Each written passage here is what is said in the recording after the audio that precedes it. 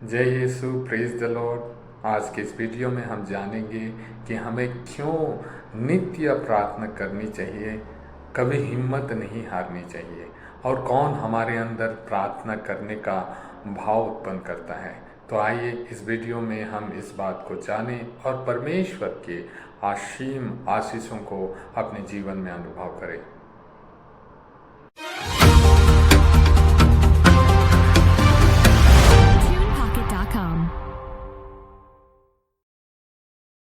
आज हम जानेंगे कि प्रभु ने क्यों कहा, ऐसी क्या बात है कि नित्य प्रार्थना करनी चाहिए और हिम्मत नहीं हारनी चाहिए। Don't lose your hope. प्रार्थना करने में कभी भी हिम्मत नहीं हारनी चाहिए। प्रभु इतनी बड़ी बात कर रहे हैं। क्या प्रार्थना करना इतना कठिन है क्या? संत पौलुस ने तो कई बार कहा है, निरंतर प्रार्थना करते रहो। Constant, be constant in prayer. क्या है? क्या प्रार्थना करना इतना जटिल है? प्रभु ऐसा कह रहे हैं तो इसका मतलब है प्रार्थना करना क्या जटिल है? नहीं, बहुत सारे बातें जो हम लोग नहीं जानते हैं, इसलिए प्रभु कहते हैं कि आप नित्य प्रार्थना करना मत छोड़िए। ऐसा नहीं है कि उत्तर नहीं आ रहा, इसका मतलब ये नहीं है कि ईश्वर ने आपकी प्रार्थना नहीं सुनी, ऐसा नहीं है। सबसे पहली बात हमें ये समझना है कि मेरे अंदर अगर प्रार्थना करने का भाव आ रहा है तो ये अपने आप से नहीं आ रहा है। पवित्र बाइबल बताती है आपको यदि प्रार्थना करने का मनोभाव जो अंदर आ रहा है ये अपने आप नहीं आ रही है।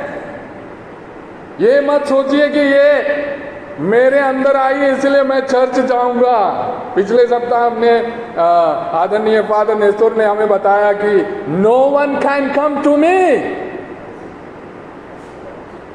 मेरे पास कोई अपने आप नहीं आ सकता जब तक कि उसे पिता की ओर से आकर्षण ना मिला हो। संत यूहन्ना के सुसमाचार अध्याय 6:44 में। इसीलिए हमारे मन में जो प्रार्थना का बस जो भाव आ रहा है वो अपने आप नहीं आ रहे हैं। बाइबल क्या बताती है, हम जाएंगे फिलिपियों के नाम पत्र, फिलिपियंस 2:13 फिलिपियों के नाम पत्र 2:13 अध्याय 2:13।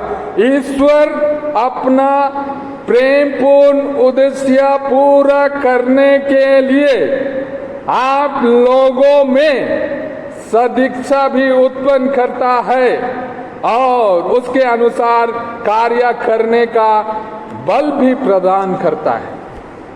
अपनी इच्छा को पूरा करने के लिए हमारे अंदर मनोभाव पैदा करता है।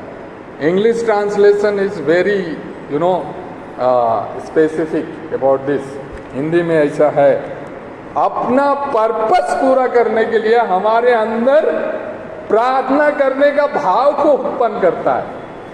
आज आप बीमार हैं, अगर प्रार्थना करने का इच्छा पैदा हो रही है, ये अपने आप नहीं है। ईश्वर चाहता है कि आप प्रार्थना करें।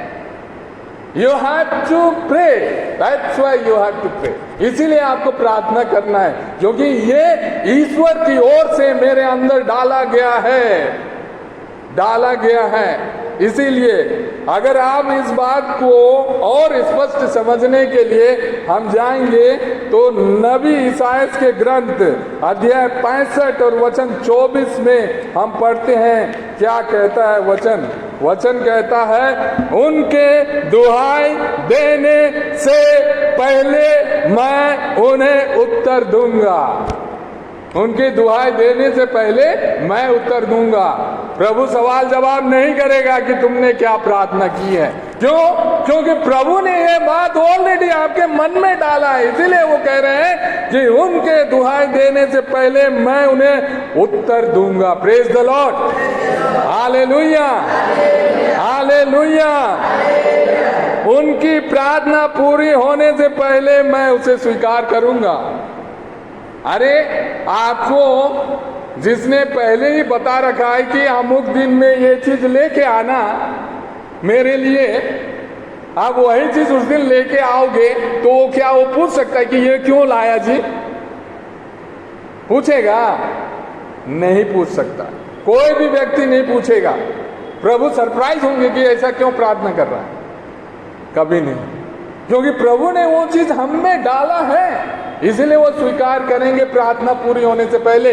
Praise the Lord, hallelujah, hallelujah, praise the Lord. तो ये क्यों करेंगे प्रभु हमारे अंदर, क्यों करते हैं? क्योंकि संत यूहन्ना के सुसमाचार अध्याय 1:12 बताता है, जितनों ने उसे अपनाया, किसे? प्रभु यीशु को अपनाया है और उसके नाम में विश्वास करते हैं, उन सबको अपनी संतति बनने का अधिकार दिया गया है। इसलिए इतना बड़ा जो गिफ्ट जो है, प्रार्थना करने का जो मनोभाव जो हमारे अंदर डाला बाय चांस में नहीं डाला जाता है, क्योंकि हमें उसकी संतति बनने का अधिकार दिया गया है, क्योंकि हम प्रभु यीशु के नाम में विश्वास करते हैं। और रोमियो के नाम पत्र के अध्याय 8 और वचन 17 में वचन कहता है, जो उसकी संतति हैं वे उसके विरासत के भागी हैं। Praise the Lord, hallelujah. हाथों को उठाकर बोले हालेलुया, प्रेज द लॉर्ड।